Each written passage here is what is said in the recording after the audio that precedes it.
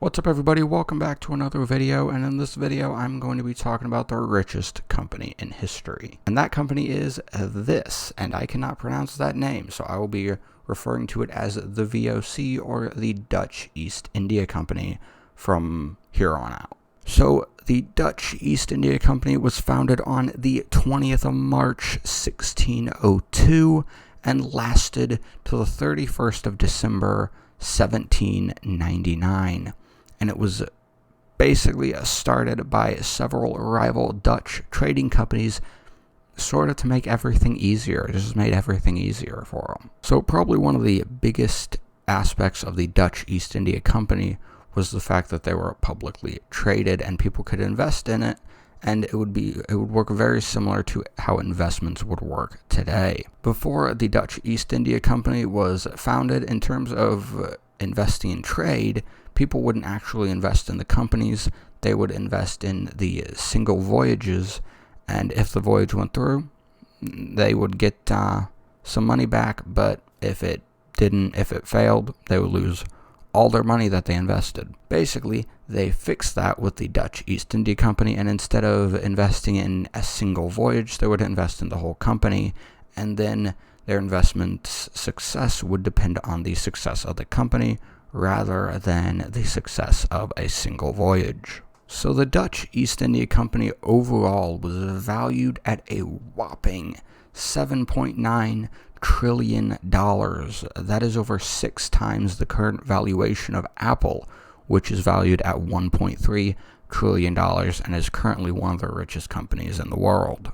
Okay, real quick before we get a little bit more further into this video, this is a very extensive topic and I probably will not cover even close to everything in this video, so I'll be linking to other YouTube videos that do cover quite a bit more than what I will be covering in this video in the description.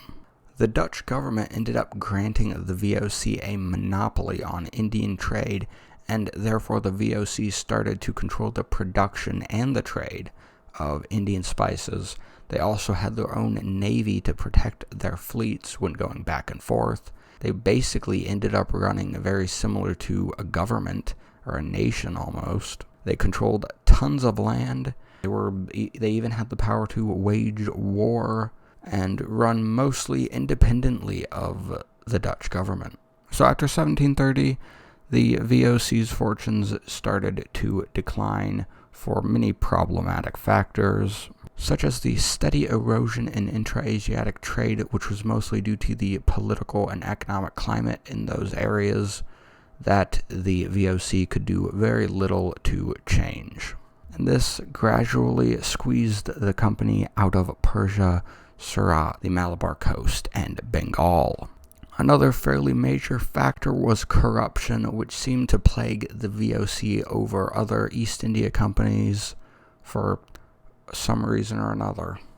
And another problem that the company did share with other East India companies was its fairly high mortality and morbidity rate among its employees.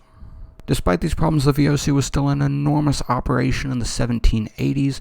It wasn't until after the Fourth Anglo-Dutch War that the VOC really started to become a financial wreck.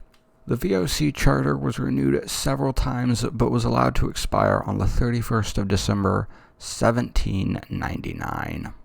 Most of the possessions of the former VOC were subsequently occupied by Great Britain during the Napoleonic Wars, but after the United Kingdom of the Netherlands was created by the Congress of Vienna, some of these were restored to the successor state of the Dutch Republic by the Anglo-Dutch Treaty of 1814. So that basically just covers a little bit of what the Dutch East India Company was and what it did and how it became as highly valued as it is today, with the valuation of $7.9 trillion. Hope you all like this video, and I'll see you all in the next video.